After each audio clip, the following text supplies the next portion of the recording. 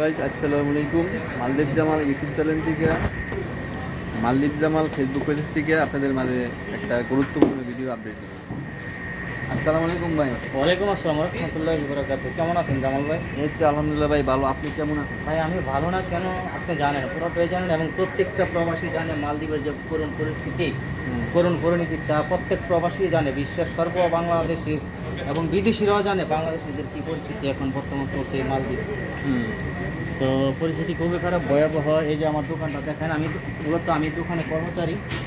এটা আপনার দোকান না? এটা আমার দোকান। এখানে আমি 3.5 বছর যাবত পার্ট টাইম জব করি, আজকে 6 মাস যাবত পার্মানেন্ট কাজ করি। আচ্ছা। আমি ওই জায়গায় সিকিউরিটি কোম্পানি, আমি আমিন কোম্পানির সিকিউরিটি ছিলাম। সিকিউরিটিতে বাড়িতে যাওয়ার পরে এই জায়গায় একত্রভাবে কাজে লাগলাম। আজকে 5.5 মাস হয়েছে।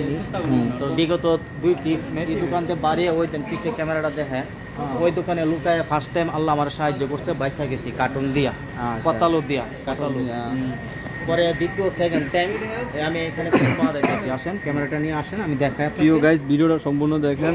এই যে বাংলাদেশের এক ভাই এই জায়গায় কদিন আগে ওই জায়গায় আমি কুরুম্বা রেডি করতেছি, কুরুম্বা বর্তা ডাব কাইটটা 1.5 এক বোতল রেডি করতেছি সেকেন্ড টাইম। তখন মনে করেন যে এই গেট দিয়া পুলিশ ঢুকছে, আমার যে এক বাঘিনা ওই কইছে বাঘ করা। তো আমরা 5 জন আল্লাহ সাহায্য করছে, 4 জন আবার বন্দি হয়ে গেছে। এই যে দেখছেন না, এইভাবে কলার ফ্যাক্টরি যে একজন ধরে রাখছে, এই কিন্তু আমার এই দোকানের সেটু। আসলে মূলত এইভাবে দেখায় আমি। আপনি ক্যামেরাটা ঘুরান, এই দেখেন, দেন আমার কাছে দেন ক্যামেরাটা। এটি সব বাংলাদেশি দোকান ছিল, সব বাংলাদেশি বাইদের ছিল। এটি সব বাংলাদেশি বাইরের ছিল, এই সব খালি এখন। মূলত এটা 2বার অ্যাটাক করছে এই দোকানটা, 2বারই মনে করেন যে মাল সামান গায়েব হয়ে গেছে।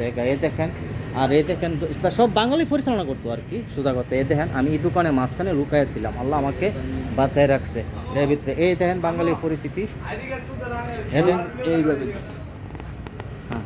এই দেখেন, এটা বাংলাদেশি দোকান ছিল। দেখেন করুণ ইতিহাস আমাদের। এই দেখেন বাংলাদেশি দোকান ছিল, এই দেখেন। আর আমি পলায় আসছিলাম কোন জায়গাটায় দেখেন, আল্লাহ আমাকে প্রথম সময় সাহায্য করছে এই জায়গাটাতে। দেন এই দেন, এটার ভিতরে, এই জায়গাটার ভিতরে আমি পলায় আসছিলাম।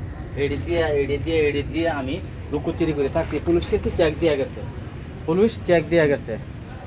প্রিয় গাইস দেখেন মালদ্বীপের অবস্থা ভয়াবহ। তো ভাই অনেক দুঃখ করে শেয়ার করলো, মালদ্বীপের অবস্থা খুব ভয়াবহ হয়ে গেল। তো এই দেশ অনেকভাবে এই মুহূর্তে মালদ্বীপ আইসেন না কেউ। এই যে এগুলো সম্পূর্ণ বাংলাদেশের দোকান ছিল, এইগুলো সম্পূর্ণ বাংলাদেশের দোকান ছিল।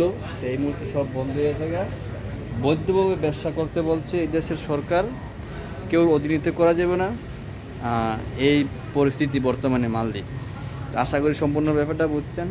আপনার কোম্পানি অধীনিতে এই দেশে আসবেন, আগামী যে বিষয় খোলে অবশ্য বিজনেস থেকে দূরত থাকবেন। আজকে এই বলতে গিয়ে সবাই ভালো থাকেন, সুস্থ থাকেন। খুদা হাফেজ।